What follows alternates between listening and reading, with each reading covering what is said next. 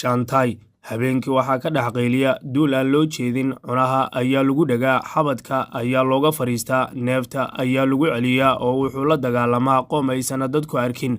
Alle ayaan ka magangelaynaa waxa ku dhacay shaydaan Shantai, waxaan alla uga baryaynaa inuu ka dulqaado duulkan jaan ee ku habsaday. Daawadayaal, idinkana ducada ku kaaba, muuqaalkana like saara, sheer dhaha oo gaarsiiya walaalaha Soomaaliyeed si ay ugu duceeyaan, maadaama ninkani uu yahay nin aad u dhib badan isla markaana cuqub ay ku dhacday. Shantai xanuunka ku dhacay ma aha mid la dhayalsan karo, waa mid imtixaan ah. dadkiiba cuquba ka galay, muslimka ahaa waa uu dhibay, culummo madayn, caamo madayn, qof uu daayay ma leh. xanuunkana wuxuu noqday mid halis isaga ku ah, nafsadiisa ayaa khatar ku jirta, xaasaskiisii waa ka tageen, caruurtiisii waa laga fogeeyey. ilaahay ayaana dabcan xanuunkan u keenay, allaha ka qaado ayaynu leenahay. mid la sahlan kara ma aha.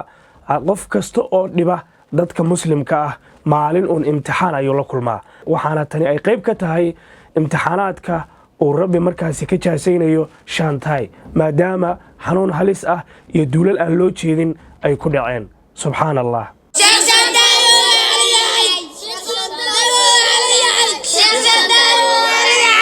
dadka dariska la ah Shantai ayaa dacwo ka dhigay saldhig waaxeedka xaafadiisa. Shantai ayaa waxaa ku dhacay cudur uusan horay u qabi jirin oo ah isla sheekaysi, shaki iyo cabashada wax aan loo jeedin lana maqal.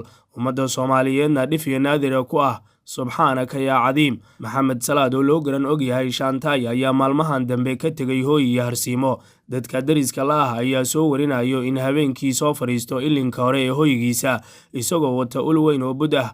waxaa dhib weyn ku qaba bulshada ay hoy wadaagga yihiin, kuwa wadada mara iyo xitaa asaga qoyskiisa oo dhibaato xooggan uu u geystay. waa uu iska qaylinayaa habeenkii, waxaana uu la dagaalamaa oo uu iska horaynayaa habeenkii oo dhan waxaan loo jeedin lana maqal. dhif iyo naadirna ku ah Soomaalida dhexdeeda. subxaanaka yaa cadiim. waa arrin musiiba oo markaasi ku dhacday Shantai, maadaama uu yahay nin dhib badan oo bulshada Soomaaliyeed nafta u keenay. muuqaallo qarsoodi ah oo laga soo qabtay aagga uu ku rafto ayaa muujinayo ciyaalka xaafadda oo ku qaylinayo Shantai waalane, taasoo daliil u ah in wadaadkan uu ku waashay mikrofoonka uu hadba dhinac ula ciyaaro iyo dadka midba mar uu iska laalaadinayo.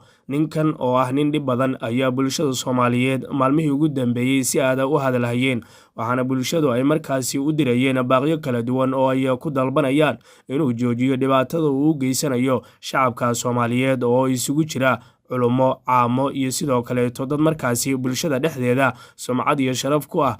hadba qofka uu doono ayuu ridiyaa oo u gaalaysiiyaa oo markaasi aflagaadeeya.